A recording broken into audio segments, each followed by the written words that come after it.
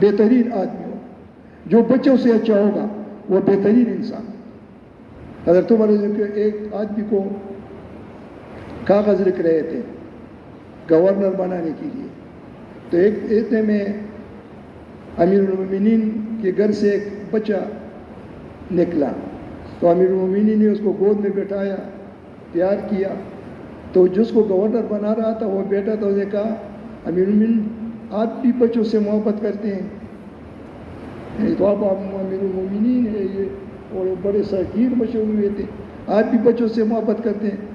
تو انہوں نے کہا کہ کیوں آپ نہیں کرتے؟ انہوں نے کہا نہیں میں نہیں کرتا۔ اس سے کاغذ واپس لے لیا، لکھا ہوا کاغذ واپس، کہ تو گورنری کے قابل نہیں ہے، تم چھوٹوں پہ شفقت نہیں کرتے، بچوں پہ شفقت نہیں کرتے۔ ہمیں گھر میں ایسی زندگی گزارتی، اور پھر دیکھیں بیوی بچوں کے فوراً منتقل ہو جاتی ہے پڑوس میں، کہ تمہارے پڑوس سے تم سے خوش ہو، یہاں تک کہ دیوار بھی اتنی اونچی نہیں کر دی کہ پڑوس کو تکلیف ہو سورج یا اس پہ ہوا کی تکلیف ہو، اسے پوچھو گے کہ میں یہ بنا رہا ہوں، نہیں کہ اپنی مرضی سے، اتنی بھی تکلیف نہیں دے، یہاں تک کہ پڑوس کو کہ تو ایسے مسائل، ایسے اس کی حقوق آ گئے کہ ان کا خدشہ تھا کہ کہیں یہ ہماری میراث میں شامل ہو جائے، پڑوسی کے حقوق بتائے گئے پڑوسیوں سے، اور پھر گلی کوچوں میں جو زندگی گزارنی،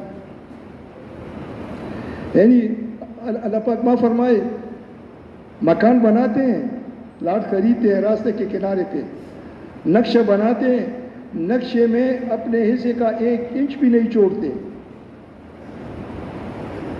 اور پھر وہ بنیاد لگا لیتے ہیں، اتنا اونچا کر لیتے ہیں، اور پھر راستے کی طرف سیڑھی نکال لیتے ہیں، حالانکہ اس پہ سارے مسلمانوں کا حق ہے، یہ سارے مسلمانوں کا حق اس نے مار دیا جو سیڑھی اجتماعی جگہ پہ اتار دی، سے پوچھ ہوگی، یعنی سارے مسلمانوں کا حق مار دیا، کس کس سے یہ معافی دلوائیں؟ پہلے سے نقشہ نہیں بناتے کہ میں یعنی سیڑھی بھی لگاؤں گا، تو اونچے گئے سیڑھی بھی لگاؤں گا، یا اپنے دروازے کو دیوار اپنی جگہ پہ رکھ لے، اپنے دروازے کو تھوڑا سا پیچھے لگا لے، اس میں سٹیپ بھی لگا لے، یہ پرواہ بھی نہیں کرتے، راستے پہ رکشہ کھڑا کر دیتے ہیں، راستہ بند کر دیتے ہیں، موٹر سائیکل یوں کھڑی کر دیتے ہیں ٹیڑھا راستے میں، جس نے موٹر سائیکل ٹیڑھا کیا راستہ اس نے سارے مسلمانوں کا راستہ روک، اس موٹر سائیکل والوں سے پوچھا جائے گا کہ تم نے اس اجتماعی راستے کو کیسے بند کیا، یا رکشے والے سے پوچھا جائے گا، یا گاڑی والے سے پوچھا جائے گا۔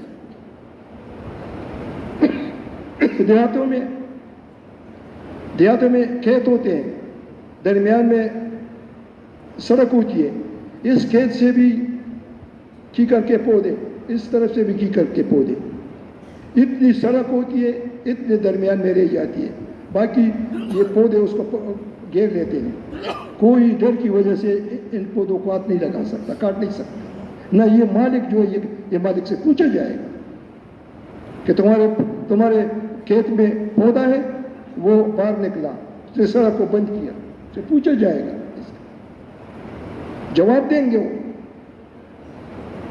اجتماعی راستے کو روکا ہوا، یہ ہمارے دیہاتوں تبلیغ والی بھی اس کی پرواہ نہیں کرتی،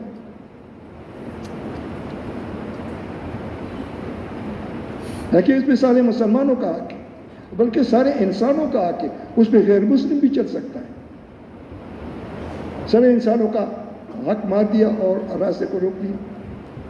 تو اس کے لیے بھائی ہمیں ان باتوں کو، یعنی یہ ہماری زندگی ہے، یہ مسلمانوں کی زندگی ہے، اور آپس میں بھائی چارہ، بھائیوں کے ساتھ اچھا سلوک، یعنی ان کے ساتھ ایک واقعہ ہے ہم نے سنا ہے ادھر رائن میں کہ بھائی 2 بھائی تھے، ایک بڑا تھا ایک چھوٹا، دونوں زمیندار تھے، ان کا غلہ ہوا، پہلے زمانے میں تو درمند ہوتا تھا، جو ہم درمند کہتے تھے، پشتو میں ایک کا علیحدہ ڈیر بن گیا گلے کا، دوسرے کا علیحدہ بن گیا. اب ان کی سواری ایک تھی، تو انہوں نے آپس میں مشورہ کیا کہ تم بوری لے جاؤ، میں یہاں ٹھہروں گا پیرے کے لیے، پھر جب تم آؤ گے پھر میں بوری لے جاؤں گا، تو پھر تم لے جاؤ. اچھا، ایک بڑا بھائی جب پیرا لے گیا اپنا گھر، تو یہ چھوٹے بھائی نے خیال کیا کہ میں تو اکیلا ہوں، ابھی شادی نہیں ہوئی، میرا اکیلا غیر شادی شدہ ہوں، اور یہ میرا بھائی جو ہے یہ بال بچے دار ہے، اس کا خرچہ زیادہ ہے. تو وہ اتنا وہ کچرا ہوتا تھا، کچرا بھر کر اپنے ڈیر سے بھائی کے ڈیر پہ ڈال دیا. بتایا نہیں. جب وہ واپس آ گیا تو اب چھوٹا بھائی لے جا رہے اپنے گھر بوری پا کر، تو وہ چلا گیا چھوٹا بھائی. تو بڑے بھائی نے سوچا کہ میں تو شادی ہوئی ہے، بال بچے دار ہوں، اس کی اب شادی ہونے والی ہے، اس کا خرچہ پڑے گا، تو اس کی ضرورت زیادہ ہے.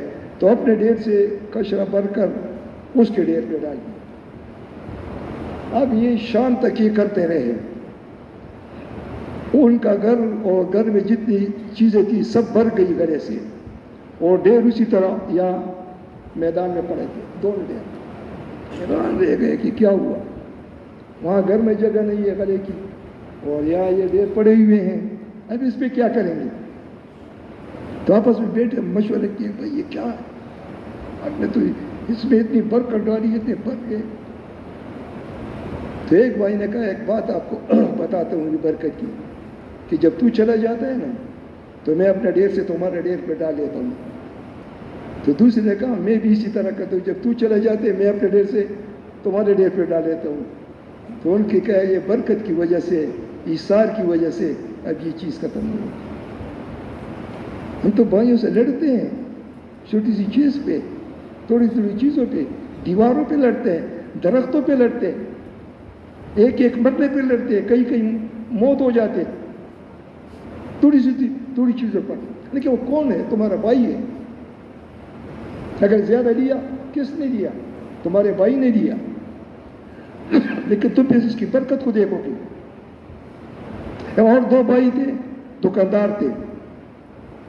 تو اس کا بھائی جو ہے وہ سفر پہ چلا گیا، بڑا بھائی. چھوٹا بھائی دکان پہ دکاندار تھے. ایک کے 3 بچے تھے، ایک کے 2 بچے تھے.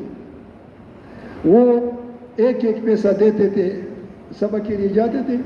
3 پیسے، ایک بڑے بھائی کی 3 بیٹے تھے، چھوٹے بھائی کے 2 بیٹے تھے. 3 پیسے ان کو دیتے، 2 پیسے ان کو. تو جب بڑا بھائی چلا گیا باہر تجارت کے سلسلے میں، تو چھوٹے بھائی نے خیال کیا کہ ہم تو برابر کے شریک ہیں، اور یہ دکان بھی ہماری شریک ہے. یہ بھائی، اس بھائی کے بچوں کو 3 پیسے جاتے ہیں اور میرے بیٹوں کو 2 پیسے جاتے ہیں. تو اس نے وہ 3 کو 2 شروع کر دیے، اب اپنے کو 2، اب اپنے برابر کر دیا، مساوی کر دیا.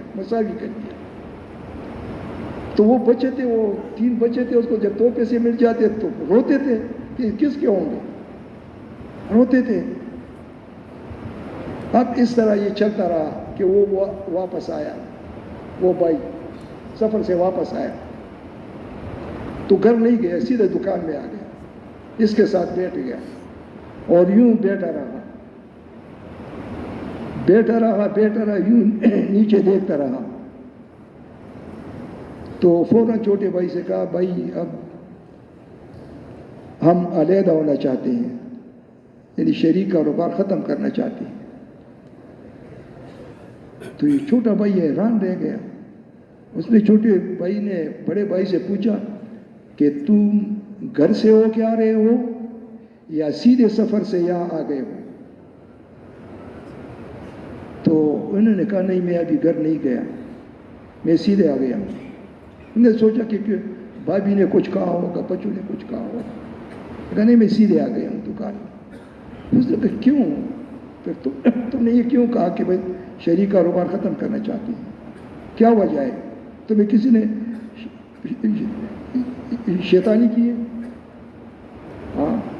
توڑ کے لیے؟ انہوں نے کہا نہیں، کسی نے نہیں کہا۔ پھر انہوں نے کہا تم نے کیسے فیصلہ کیا؟ انہوں نے کہا میں نیچے دیکھ رہا ہوں، یہ چونٹیوں کی سوراخ ہے، میں جب یہاں بیٹھا چونٹیاں چیزیں اور غلے کو لا کر اس سوراخ میں چلی جاتی تھی، تو میں سمجھ رہا تھا کہ ہماری دکان میں برکت آ رہی ہے، باہر سے چونٹیاں غلہ لے کر اس سوراخ میں داخل ہو جاتی، تو میں سمجھا کہ برکت آ رہی ہے۔ آج میں دیکھ رہا ہوں کہ اس سوراخ سے چونٹیاں غلہ لے کر باہر جا رہی ہے، تو میں سمجھا کہ کچھ ہماری نیتوں پہ فرق آ گیا ہے، اس لیے برکت ختم ہو گیا۔ دیکھیے، تو چھوٹا بھائی رو پڑا کہ یہ میری غلطی ہے، مجھ سے غلطی ہو گئی، میری نیت میں فرق آ گیا، میں نے بچوں کے ساتھ ایسا کیا، حالانکہ بچوں نے بھی نہیں بتایا تھا، کہ گھر والوں نے بھی نہیں بتایا۔ تو اسی طرح بھائی نیتوں کا آپس میں جب فرق ہو تو اس طرح بے برکتی گھروں میں آتی، خاندانوں میں آ جاتی، اور ایثار سے برکت آتی ہے، کبھی رزق ختم نہیں ہوگا، اور ہماری ساری دشمنیاں اپنے رشتہ داروں کے ساتھ ہوتی، اپنے بھائیوں کے ساتھ ہوتی، اور یہ چھوٹی چھوٹی چیزوں پہ ہوتی۔ تو اس کے لیے بھائی ہمیں سوچنا ہوگا، یہ تبلیغ میں جو ہم وقت لگاتے ہیں اس لیے لگاتے ہیں، اس لیے تبلیغ میں وقت لگاتے ہیں کہ بھائی ہماری زندگی میں تبدیلی آ جائے اور صلہ رحمی کرنے والے بن جائے۔ تو جو آدمی اپنے گھر والوں کے سے اچھا نہ ہو، بچوں کے ساتھ اچھا نہ ہو، یعنی پڑوسیوں کے ساتھ اچھا نہ ہو، اور پھر جا کر اپنے بھائیوں کے ساتھ، رشتہ داروں کے ساتھ اچھا، پھر اور مرحوم کے ساتھ کیا اچھائی کرے گا، کیا کرے گا؟ تو اس کے لیے بھائی ہمیں اس کی مشق کرنی ہے، مشکل دل کو بڑا رکھنا ہوگا۔ دل بڑا رکھیں گے تو اللہ پاک بڑے دروازے کھولیں گے ہمارے، اور اگر دل میں تنگی لائیں گے تو اب ہماری رزق میں تنگی ہوگی، زندگی میں تنگی ہوگی، بے برکتی ہوگی۔ آج ساری بے برکتی، ہم ایک ملک میں گئے، یہ انشاء اور ایاز بھی میرے ساتھ تھے، وہاں مشورہ ہوا گشت تشکیل کہ قاضی سے ملنا ہے، قاضی سے ملنا ہے۔ تو ہم قاضی کے پاس چلے گئے گھر میں، تو گھر والوں نے کہا وہ تو سبزی لینے کے لیے بازار گیا ہے۔ اچھا، کچہری کے ساتھ وہ جو عدالت تھی ان کے ساتھ ان کا گھر تھا، تو ہم نے پوچھا کہ یہ عدالت کب لگاتے ہیں؟ کہتے ہیں کہ مہینے میں ایک دفعہ یا دو مہینے میں ایک دفعہ عدالت لگاتے ہیں۔ کیوں؟ پھر یہ جو مقدمے، کہ یہاں مقدمے کہاں ہیں؟ یہاں تو 2 مہینوں میں ایک مقدمہ آ جاتا ہے، بس وہ پھر گئے 1 گھنٹے آدھے گھنٹے میں اس کو فارغ کر لیتے۔ میں نے کہا ہمارے تو سالوں میں ایک مقدمے کا باری بھی نہیں آتا، وکیل اسے بھرا ہوا ہے، ججوں سے بھرا ہوا ہے، مقدمات بھرے ہوئے ہیں، جب دیکھتے چھوٹی چھوٹی بات کھینچنے کہ چتانی میں زندگی گزاری، پریشانی میں زندگی گزاری ہے کہ خود علماء کے پاس آنا چاہیے، پوچھنا چاہیے کہ یہ حال ہے، اس کا میرے ساتھ حق ہوتا ہے؟ تو جب علماء کہے، ان کو عالم کہے کہ ہاں حق ہوتا ہے، تو فوراً دینا چاہیے، اس کو حق پہنچانا چاہیے۔ پھر آپ اپنی زندگی میں خوشگواری دے کے، اپنی مال میں اور بچوں میں برکت دے کے، یہ نہیں کہ ایک کا حق بنتا ہے، وہ مانتا ہے، وہ پہ روب جماتا ہے، کبھی سفارش کرتے افسروں سے، کبھی مال چلاتا ہے۔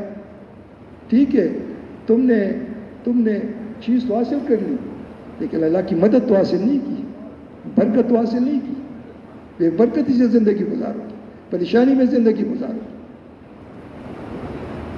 اب اس محنت سے حضرات یہ چاہتے ہیں کہ بھائی ہم صحیح روح پہ آ جائیں، اکرام مسلم پہ آ جائیں، تاکہ پریشانی کی زندگی ہم دینے والے بنے، لینے والے نہ بنے، اس آدمی کی طرح بنے جس نے کھیت بیچ دی اس نے خرید لی، جب ہل چلایا تو اس میں خزانہ نکل آیا. اب وہ آدمی خزانہ لے کر، اس کو تو پتہ نہیں تھا، خزانہ لے کر ایسوادی کے پاس آیا کہ تم نے مجھے کھیت دیا تھا، فروغ کیا تھا، اور اس پہ خزانہ نکل آیا. نے کہا میں نے کھیت بیچا تھا، اس میں خزانہ بھی بیچا تھا. نے کہا نہیں، خزانہ تو میں نے نہیں خریدا، میں نے تو کھیت خریدی. اس پہ مقدمہ چلا گیا قاضی کو. ہمارا تو لینے پہ مقدمہ جاتا ہے قاضی جج کے پاس، ان کا دینے پہ مقدمہ چلا گیا قاضی کے پاس. تو قاضی نے کہا تمہاری بیٹی تمہارا بیٹا ہے؟ کہا ہے. تو ان کی آپس میں نکاح کر دو، یہ سارا خزانہ ان کو دے دو. ایسی زندگی، وہی زندگی مسلمانوں کی زندگی ہے. یہ خلیفہ کی زندگی، اللہ پاک نے خلیفہ بنایا. تو اس کے لیے بھائی اس کے لیے ہمیں مشق بھی کرنی پڑے گی، اور اس کے لیے ہمیں اپنے اندر استعداد بھی پیدا کرنا پڑے. اور یہ ساری چیزیں جو ہے وہ اللہ کی رضا کے لیے، کہ ہم خوش ہو جائیں.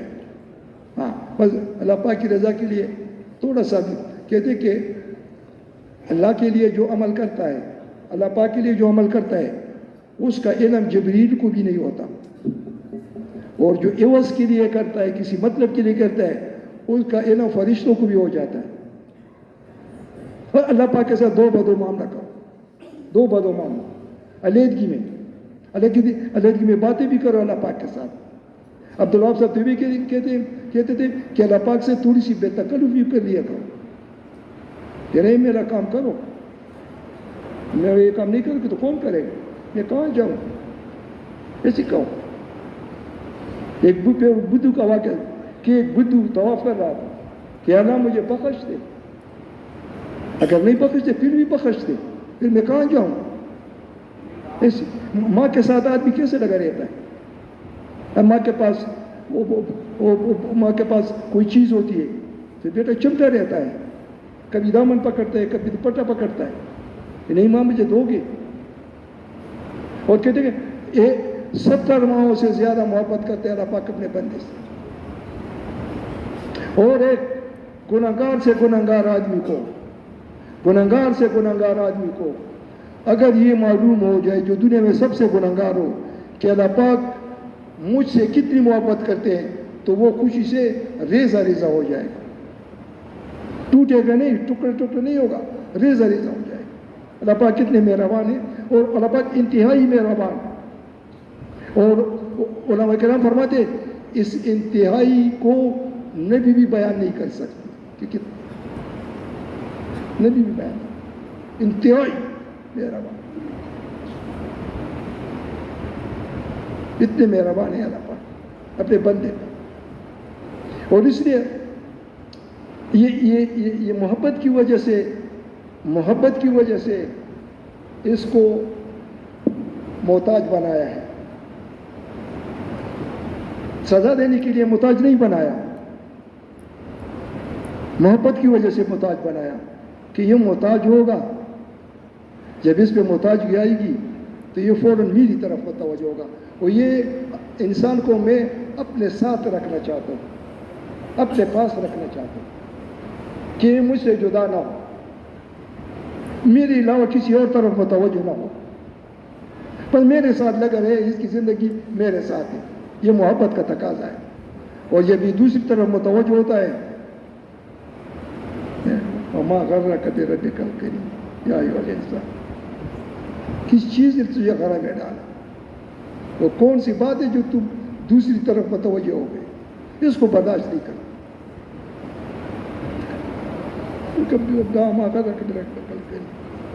اور آج صاحب عجیب مثال دیتے تھے کہ ایک آدمی کے ساتھ بیوی بیٹھی ہوئی ہے، عبداللہ صاحب، اب ایک آدمی کے ساتھ بیوی بیٹھی ہوئی ہے، اب اس کے ساتھ بیٹھی ہے، اور دوسرا غیر شخص وہاں بیٹھا ہے یا گزر آئے، اور یہ یوں وہ تو عجیب لفظ استعمال ہے، کڑیاں نہ کیا ہے، یعنی ککوستر کو سلیوستر کے ساتھ سڑی تجسیوں پوری، یہ اس کا خاوند برداشت کرے گا؟ میری بھی ہے میرے ساتھ، وہاں کیوں دیکھ رہے؟ اس لیے اللہ پاک برداشت نہیں کرتے. جب اس کا بندہ، جب یہ خلیفہ تھوڑی دیر کے لیے دوسری طرف متوجہ ہوتے ہیں، اللہ پر ناراض ہو جاتا ہے کہ کس چیز نے تجھے، اگر میرے اللہ کیوں متوجہ ہو رہے ہو دوسری طرف میرے علاوہ، کہ میں تجھے اپنے لیے بنایا، اپنا خلیفہ بنایا. تو اس کے لیے بھائی ہمیں ساری اعمال جو ہیں وہ اللہ پاک کی رضا کے لیے کرنے چاہیے. ٹھیک ہے نا؟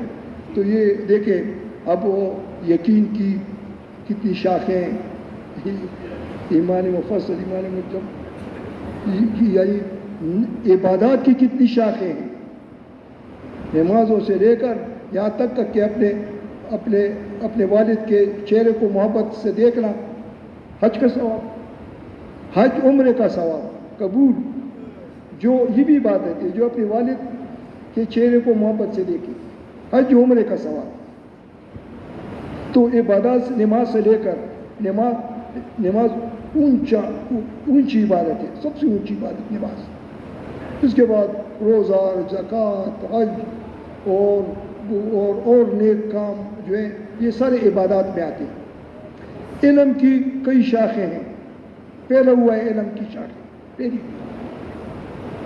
اکرام کی، اور یعنی یہاں تک اکرام کی شاخیں اتنی کہ انسان، غیر مسلم، یہاں تک کہ جانوروں تک پھیلی ہوئی، کہ جانوروں کو بھی ازامت دو، ان کو بھی تکلیف مت دو، ہر کسی کا خیال رکھا ہے، کمزور کا خیال رکھا ہے، مسافر کا خیال رکھا ہے، غریب کا خیال رکھا ہے، امیر کا خیال رکھا ہے. اتنی اکرام، یعنی کئی شاخیں اکرام کی. اور اس طرح اخلاص کی بھی چاہ کہ ہمارا کوئی عمل اللہ کی رضا کے بغیر نہیں، ہر عمل رضا کے بغیر. تو یہ سارا کا سارا صحیح یقین سے لے کر معاملات اور قضا تک، یہ دین کا ڈھانچہ ہے، ایک مکمل ڈھانچہ ہے. یہ مکمل ڈھانچہ ہے یہ دین کا. کچھ یہ تفصیل بہت ہے، پھیلاؤ بہت ہے، علماء اس کو جانتے ہیں، لیکن ڈھانچہ ایمان سے لے کر قضا تک، معاملات اور قضا تک، یہ سارا ڈھانچہ دین کا مکمل ڈھانچہ.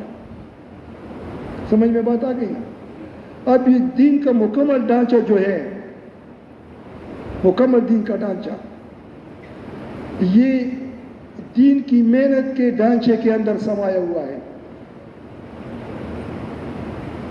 سمجھ میں بات آ گئی نا؟ جیسا پورا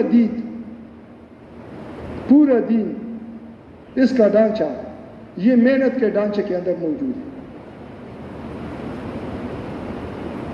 سمجھ بات آ گئی؟ یہ محنت کے ڈھانچے سے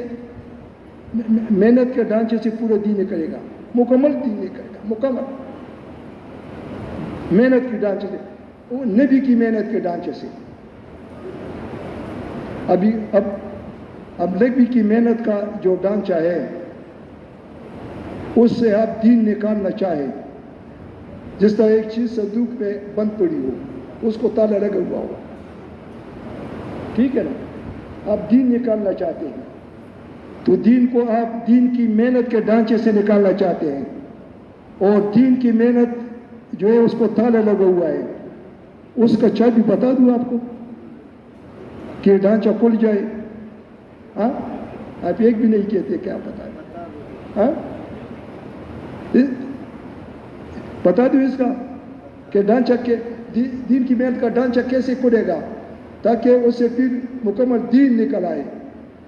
دین کا ڈھانچہ، دین کی محنت کا ڈھانچہ جو کھلے گا وہ خروج اس کی چابی ہے، نقل و حرکت، نکلنا اللہ کے راستے میں، یہ چابی ہے. جب سے امت سے یہ چابی گم ہو گئی ہے، دین کا ڈھانچہ بند پڑا ہے، اس کے اندر دین بند پڑا ہوا ہے، مخلوق کے اندر دین موجود نہیں. جب یہ چابی استعمال کریں گے، خروج کی چابی کو استعمال کریں گے، نکلنے کے چابی کو استعمال کریں گے، تو دین کی محنت کا ڈھانچہ کھل جائے گا اور اس سے مکمل دین نکلے گا اور دین ساری دنیا کے انسانوں میں پھیلے گا. ہمارے اندر بھی آئے گا اور ساری دنیا کے انسانوں کے اندر. لیکن چابی کو استعمال کرنا پڑے. تو ہم میں سے کون اس چابی کو استعمال کرنے کے لیے تیار ہے؟ ہاں، باہر ملکوں کے لیے خروج، 4 مہینے نقد خروج، چلے کے لیے خروج، روزے کے لیے خروج، یہ سارے اس کی چابیاں. تو اس کے لیے آپ تیار ہیں؟ جو تیار ہے ذرا کھڑے ہو جائیں، مختلف ارادوں والے کھڑے ہو جائیں. ہاں، جو چابی استعمال کرنے کے لیے تیار ہو وہ کھڑے ہو جائے کہ ہم تیار اس چابی کو استعمال کریں. ماشاءاللہ. ابھی تشریف رکھے، کوئی جائے نہیں ہے، ابھی تو سب کی تشریف کرنی ہے، گھر جانا چاہتا ہوں. ظاہر کیا اس کے لیے اللہ پاک نے کو خلیفہ کہا. اور خلیفہ ہمارے علماء کرام فرماتے ہیں کہ خلیفہ نائب کو کہتے ہیں، دوئم کو کہتے ہیں، جو اصل کی طاقت کو استعمال کر سکتا ہے اس کو خلیفہ کہتے ہیں. تو اللہ پاک نے انسان کو زمین پہ خلیفہ بنا دیا اور یعنی یہ بہت اونچا درجہ دیا. باقی جتنی کائنات اللہ پاک نے پیدا فرمائی، جو بہت ایسی مخلوق ہے جو غیب میں ہے، ایسی مخلوق ہے جو ظاہر میں ہے. ظاہر میں بھی بڑے بڑے مخلوق، پہاڑ بنائے، سمندر بنائے، جانور بنائے اور فرشتے بنائے. لیکن اس کے علاوہ غیب میں بہت مخلوق ہے. سب میں انسان جو ہے یہ افضل ہے، اشرف بنایا. اور جب آدم علیہ السلام کا ڈھانچہ بنایا تو 40 سال تک اس کا ڈھانچہ کھلے میدان میں پڑا رہا. اب روح اس میں داخل نہیں ہوئی تو ڈھانچہ پڑا رہا. فرشتے ٹٹولتے رہے، کبھی ہاتھوں کو چھوتے تھے، کبھی پاؤں کو چھوتے تھے، کبھی آنکھوں کو دیکھتے تھے، کبھی کانوں کو دیکھتے تھے، کبھی منہ کی طرف. اس طرح انسان کو ٹٹولتے تھے کہ کیا بنایا اللہ پاک نے. یہ خلیفہ کہاں ہے؟ کیونکہ پہلے انسان تھے، پہلے تو انسان تھا نہیں. تو فرشتے حیران تھے، اس کو ٹٹولتے تھے، چکر لگاتے تھے. تو باقی جو انسان کے اعضاء ہیں وہ تو فرشتوں کی سمجھ میں آ گئے کہ اس کام کے لیے. لیکن اس کا اندر جو دل تھا وہ فرشتوں کی سمجھ میں نہیں آیا. حیران کہ یہ کیا ہے جو اس کے اندر ہے، کیا ہے. اللہ پاک سے پوچھا کہ یہ کیا ہے اس کے اندر. باقی تو ہمارے سمجھ ہاتھ تو خادم ہیں، پاؤں اس کی سواری ہے، اور اس کے آنکھوں سے دیکھے گا، اسے کھائے گا، بات کرے گا. یہ کیا ہے یہ اندر جو ہے؟ تو فرماتے ہیں علماء کرام کہ فرمایا گیا کہ یہ اس کے اندر میں نے اپنا گھر بنایا ہے. انسان کے اندر یہ اس لیے فرماتے ہیں کہ اللہ پاک پورے کائنات میں نہیں سما سکتا، لیکن انسان کے دل میں سما سکتا. تو یہ میں نے اپنے لیے بنایا ہے، یہ میرا گھر ہے، اور یہ وفا کی جگہ ہے. اس کے اندر میں بے وفائی برداشت نہیں کرتا، اور میں اس کے اندر کسی دوسرے کے تاثر کو بھی برداشت نہیں کرتا. کسی کے روپ کو بھی اس کے اندر برداشت نہیں کرتا میرے علاوہ. نہ تمہ برداشت کرتا میں اس کے اندر، یہ چیز کیونکہ یہ میرا گھر ہے، یہ میری جگہ ہے. اس میں کسی چیز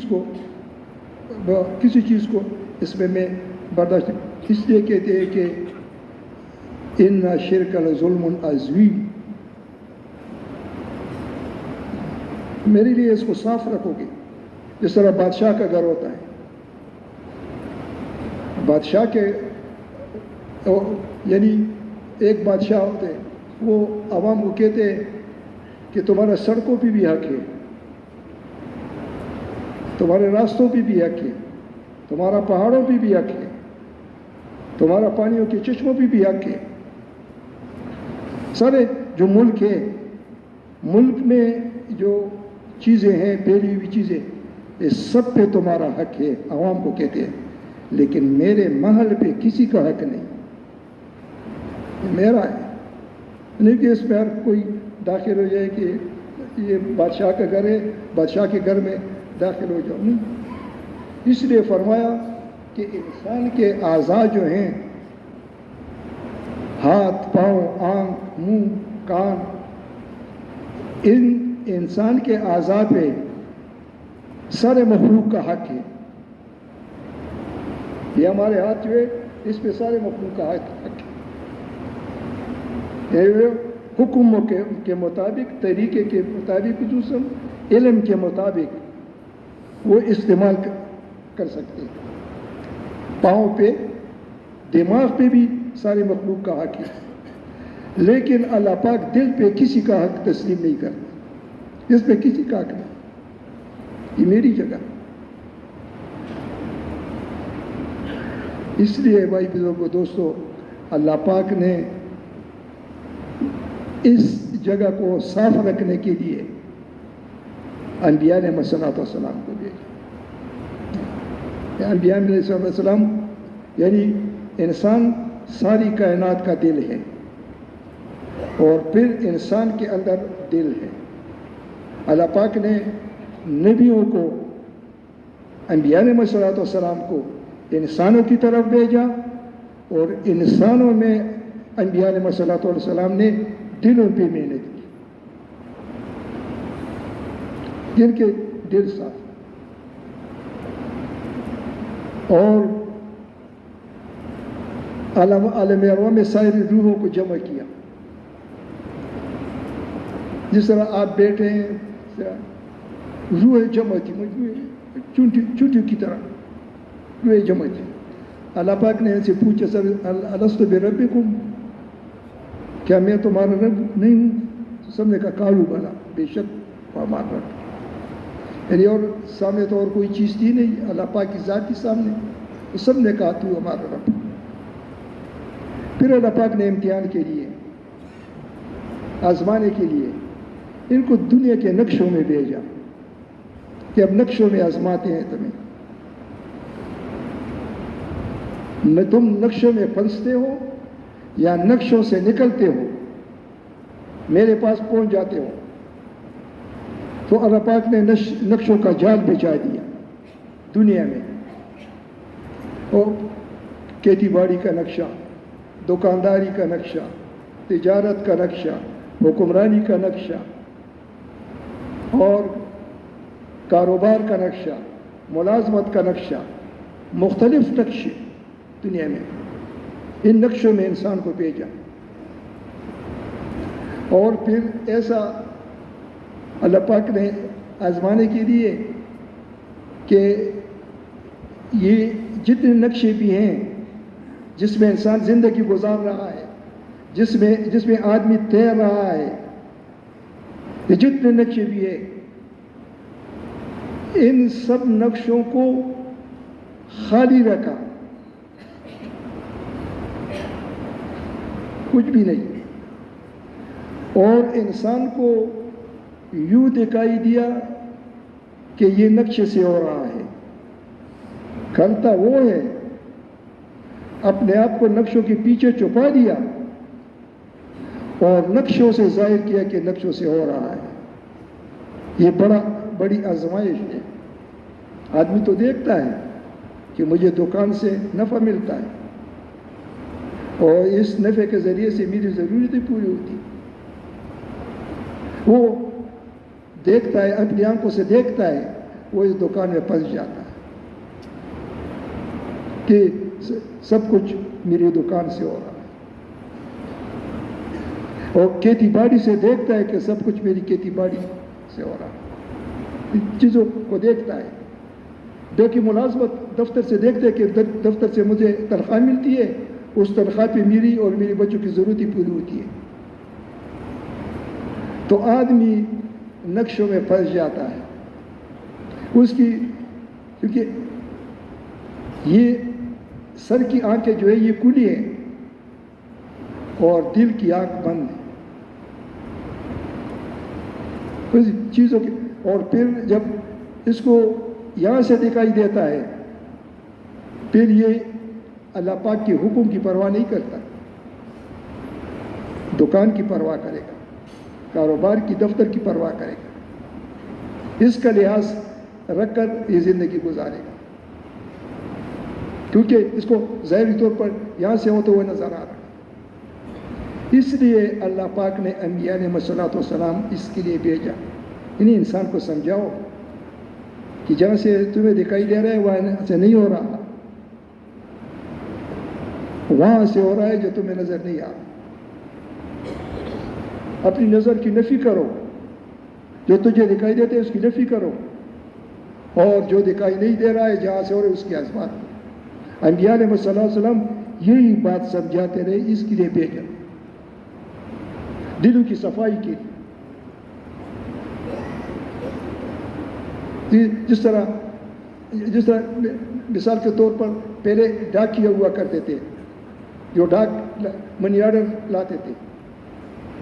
یہ منی آرڈر جو ہے یہ اس کا بیٹا یا بھائی کسی باہر نوکری میں، فوج میں یا پولیس میں ہوتا تھا تو وہ پیسے بیچتے تھے. اب ڈاکیا پیسے لاتے، دروازہ کٹکھٹاتے، آدمی نکلتا، یہ ڈاکیا اس کو پیسے دے رہا ہے. اب پیسے اس کو ڈاکیا کے ہاتھ سے مل رہے ہیں، لیکن ایک لمحے کے لیے بھی یہ نہیں سوچتا کہ یہ مجھے ڈاکیا دے رہے ہیں، کہتے میرے بیٹے نے بھیجا.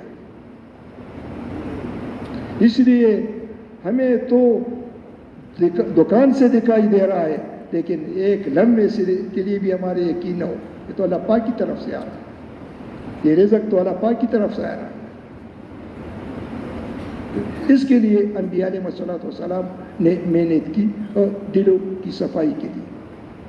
تو اس لیے فرمایا کہ قیامت کے روز زمین پھٹ جائے گی، اسے انسان نکلے گا، انسان کا سینہ پھٹ جائے گا، اس سے دل نکلے گا، پھر اس کا دل پھٹ جائے گا، پھر وہ زبان کی بات نہیں چلے گی، وہاں پہ ہاتھ کی بات نہیں چلے گی، چالاکی نہیں چلے گی، وہاں دل اس طرح پھٹ جائے گا، اس طرح کھلا رہ جائے گا، اور اس پہ پھر دیکھا جائے گا کہ اس میں کیا لے کے آئے ہیں. اللہ پاک کی ذات کا یقین لے کے آئے ہیں یا مخلوق کا یقین لے کے آئے ہیں. اور اللہ پاک کو سب سے ناپسندیدہ چیز جو ہے انسان کے اندر وہ مخلوق کا یقین. تو اس کے لیے اللہ پاک نے انبیاء علیہ الصلوۃ والسلام کے بھیجا کہ بھائی اپنے دلوں کو صاف کرو. اور یہ ایمان کی کئی شاخیں ہیں. جب دل میں یقین مضبوط ہوگا تو ایمان کی کئی شاخیں ہیں پھیلی ہوئی، ان سارے شاخوں پہ اس کو چلنا آسان. اس طرح حضور صلی اللہ علیہ وسلم کے طریقوں میں پہ یقین، کہ حضور صلی اللہ علیہ وسلم کے طریقوں میں دونوں جانوں کی کامیابی کا یقین. اب اس سنت کی زندگی فرماتے کہ وہ فرمایا کہ ایک آدمی سنت پہ عمل کرتا ہے، وہ اس سنت پہ عمل کرنے سے اس کو سارے دین پہ چلنا آسان ہو جاتا ہے. اور یعنی ایک آدمی وہ سنت سب سے پہلے، جس طرح طالب علم مدرسے میں بیٹھتا ہے سب سے پہلے الف با تا سیکھتا ہے، اس کے بعد وہ قاری بن جاتا ہے، شیخ الحدیث بن جاتا ہے. جو عام زندگی میں جو سنت کی ترتیب ہے، یعنی ایک آدمی دائیں ہاتھ میں چپل پہنتا ہے، پھر بعد میں دائیں ہاتھ میں، پھر بعد میں بائیں ہاتھ میں پھر چپل پہنتا ہے. جب نکالتا ہے پہلے بائیں سے نکالتا ہے، پھر دائیں سے نکالتا ہے. یہ قمیص پہلے دائیں ہاتھ قمیص میں، پھر بائیں ہاتھ، پھر اس طرح گلا، اب یہ اعمال جو ہے یہ روزمرہ کے اعمال ہیں. روز ہم چپل پہنتے ہیں اتارتے ہیں, قمیص پہنتے ہیں اتارتے ہیں, شلوار پہنتے ہیں اتارتے ہیں. یہ عمل جو آدمی ان اعمال کو کرے گا. ایک عالم نے فرمایا کہ ایک آدمی لگائے نفل میں اس نے 1000 نفل پڑھے. 1000 نفل بہت بڑی چیز ہے. جو لوگ اس کو دیکھتے ہو کہتے ہیں کہ یہ تو بزرگ ہے. 1000 نفل پڑھ لیے. دوسری طرف ایک آدمی پہلے دائیں ہاتھ چپل میں ڈال دیا, پھر بائیں ہاتھ چپل میں ڈال دیا. اس نے جو عمل کیا اس 1000 رکعت سے افضل ہے. چپل پہن صحیح طریقے یوسف کے طریقے پہ پہن تو وہ 1000 نوافل سے یہ افضل ہے. اور ایک عالم نے فرمایا کہ آدمی جو اگر میں یہ ایک آدمی کہتا ہے کہ سنت میری زندگی میں آئے, میری زندگی میں یوسف کی سنتیں آ جائیں, تو اس کے لیے آسان طریقہ. پھر انہوں نے مثال دی کہ ایک آدمی دریا میں جاتا ہے یا جھیل میں جاتا ہے, اس کے پاس مچھلی پکڑنے کا کنڈا ہے, تار ہے, وہ پھینک دیتا ہے, وہ جال پھینک دیتا ہے اس میں. تو جال پھینک دیتا ہے, وہ رسی جو ہے دھاگا اس کے انگلی میں ہوتا ہے, وہ جال میں جتنے بھی مچھلی پھنس جاتے ہیں بس یہ ایک انگلی سے سارے مچھلی کو باہر نکال لیتا ہے. اس ایک انگلی سے ساری مچھلیاں اس کے قابو میں آ جاتی ہیں. تو فرمایا کہ ایک آدمی جب بیت الخلاء میں داخل ہوتا ہے بائیں ہاتھ سے داخل ہوتا ہے اور دعا کرتا ہے, اور پھر بیٹھ کر یوں بیٹھ جاتے ہیں دونوں ہاتھوں کو یوں کر کے, یا ایک ہاتھ کو یوں کر کے, یا اگر معذور عصا اس کے عصا ہاتھ پہ پکڑ کے یوں بیٹھ جائے, استنجے کے لیے یوں بیٹھ جائے. تو اس آدمی کو اللہ پاک ساری سنتوں پہ عمل کرنے کی توفیق عطا فرمائے. حالانکہ اس کی پوشیدہ عمل ہے, آسان عمل ہے, ساری سنتوں پہ اللہ پاک کی توفیق ہے. اس کے اور اللہ پاک کی محبوب ترین زندگی جو ہے وہ حضور صلی اللہ علیہ وسلم کی زندگی ہے. اور حضور صلی اللہ علیہ وسلم کی سنت پہ جو آدمی چلے گا اللہ پاک اس کے سارے دین کے چلنے کے دروازے کھول دیں. اور اس کے ساتھ نماز ہے. نماز وہی فرماتے ہیں کہ نماز انسان کے لیے ہے, اور فرمایا کہ سارے اعمال جو ہے وہ زمین پہ ملے لیکن نماز وہ عرش پہ ملی. اس لیے فرمایا یہ مومن کی یہ مومن کی معراج, نماز مومن کی معراج. اور اس کے ساتھ یعنی ایک بزرگ فرماتے ہیں کہ 1000 پیر اگر کسی کی اصلاح کرنا چاہیں, 1000 پیر اگر کسی کی اصلاح کرنا چاہے وہ اس کی ایسی اصلاح نہیں کر سکتی جو اس کی نماز اس کی اصلاح کر سکتا ہے. اور نماز یاد اللہ کی نماز. آدمی جو بنتے ہیں وہ نماز کے ذریعے سے بنتا ہے, کیونکہ اور جو فرائض ہیں روزے کے فرائض جو ہیں وہ بدنی فرائض ہیں, بدنی فریضہ ہیں. لیکن وہ مت کھاؤ, اس وقت سے اس وقت تک مت کھاؤ مت پیو, بعض حالات چیزیں اس پہ اس وقت ناجائز قرار دی, استعمال نہیں کرو. حج ہے, یہ حج پورے بدن کا عمل ہے, پورے بدن کا فریضہ ہے اس کے بعد. اور اس طرح زکوٰۃ یہ مالی فریضہ ہے. اور نماز ایسا فریضہ ہے کہ نماز اعضاء کا فریضہ ہے, اس میں سارے اعضاء شامل ہیں. کھڑا ہونا, ہاتھوں کو باندھنا, سجدہ کرنا, سر نیچے کرنا, رکوع کرنا, اس میں سارے نماز میں سارے اعضاء استعمال ہوتے ہیں، تو اس لیے نماز جو ہے سارے اعضاء کی اصلاح کے لیے، جس کی نماز بن گئی اس کی زندگی بنی. اس لیے حضرت عمر فرمایا کرتے، یعنی بیٹھے رہتے تھے مجلسوں میں، لوگوں کی نمازوں کو دیکھتے تھے، جس کی نماز پسند آ جاتی اس کو غور کر پڑھاتے، اور یہ فرمایا کہ جس نے نماز کو قائم کیا اس نے دین کو قائم کیا، اور جس نے نماز کو گرا دیا اس نے پورے دین کو گرا دیا. تو آدمی جو بنتا ہے، آدمی کی جو اصلاح کرتی ہے وہ نماز کے ذریعے اسے ہوتی ہے، کیونکہ یہ اللہ پاک نے اعضاء کے طور پر اعضاء کی سطح پہ دیا ہے نماز. تو اس کے ذریعے سے اللہ پاک جو ہے آدمی کی اصلاح کرتا ہے. اس لیے نمازوں پہ محنت کرنی ہے، اور اللہ پاک نے زندگی گزارنے کے لیے آدمی کو نماز دی کہ تم ناگواریوں میں زندگی گزارو گے، بیماریوں میں زندگی گزارو گے، اور مجاہدوں میں زندگی گزارو گے، مختلف حالات میں زندگی گزارو گے، کائنات میں زندگی گزارو گے، تمہارے لیے مدد کے لیے نماز میں نے دی. مدد نماز سے آپ اس کے ذریعے سے نام تم اپنی نماز بناؤ، اور نماز یہ کہ اللہ پاک کی یاد کی نماز، اچھی طرح وضو کر کے اور نماز بناؤ.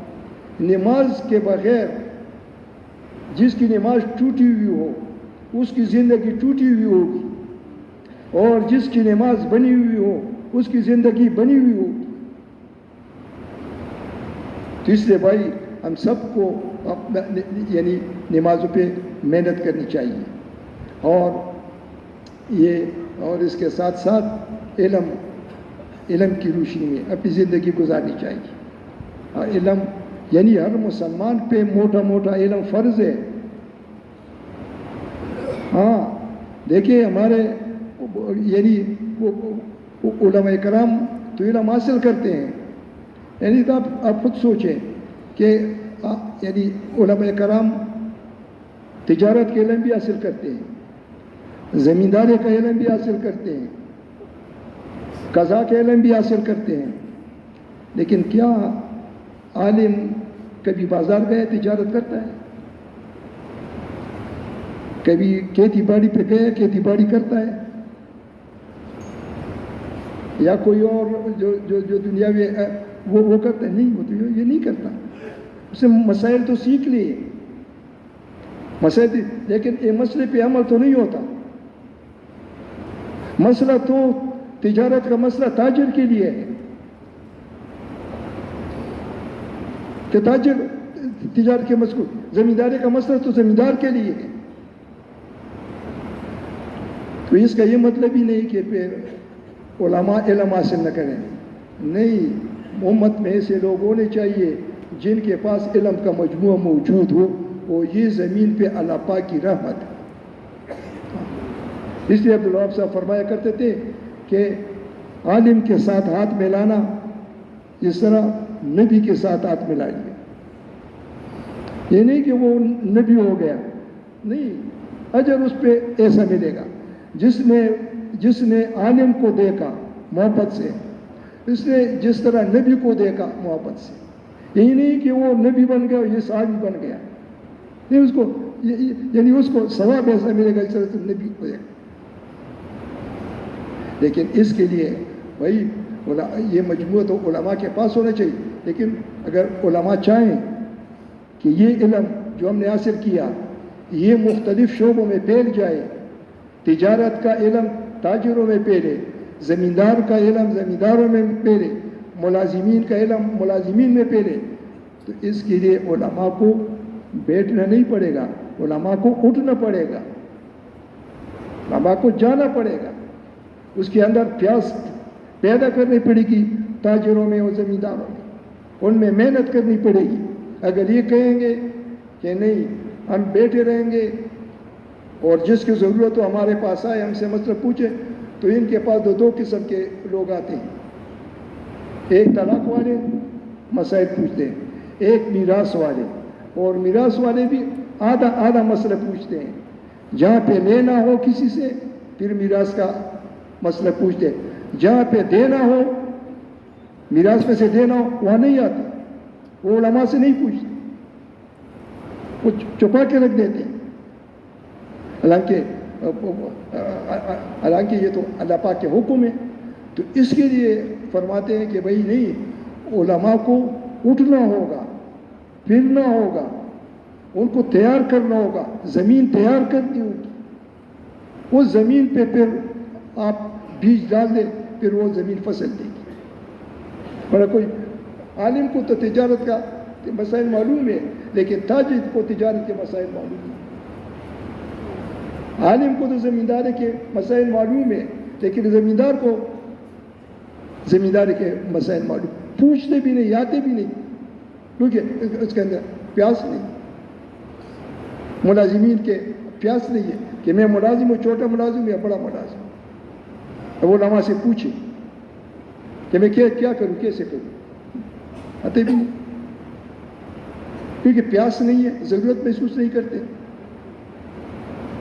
تو اس لیے بھائی یہ ان پہ محنت کرنی پڑے گی اور ان کو تیار کرنا پڑے گا، تاکہ وہ آ کر علماء سے موقع کے مسائل اور اپنے شعبے کے مسائل پوچھیں۔ اس طرح بھائی ہم ایک دوسرے کا اکرام کرنے والے بن جائیں، اور سب سے پہلا اکرام جو ہے یہ اپنے گھر سے اور بچوں سے شروع ہوتا ہے، اس کی ابتدا۔ دور جانے کی ضرورت نہیں ہے، اب سے بچوں سے شروع کریں۔ ایک آدمی کہتے ہیں کہ ایک آدمی گھر میں آتا ہے، داخل ہوتا ہے، اس کے گھر میں کتا ہے اور بلی ہے، وہ بلی کھیلتی ہے اور وہ بچے بھی کھیلتے ہیں اور کتا بھی پڑا ہے۔ جب یہ گھر میں داخل ہو جاتے ہیں تو بچے ایک دم خاموش ہو جاتے ہیں، بلی بھاگ جاتی ہے اور یہ کتا چارپائی کے نیچے چھپ جاتا ہے، تو سمجھو کہ اس آدمی کے اندر اخلاق نہیں ہے۔ ایک سخت ترین آدمی گھر میں داخل ہوا، بد اخلاق آدمی گھر میں داخل ہوا، سب اس سے ڈرتے ہیں، سب مخلوق اس سے ڈرتی ہے۔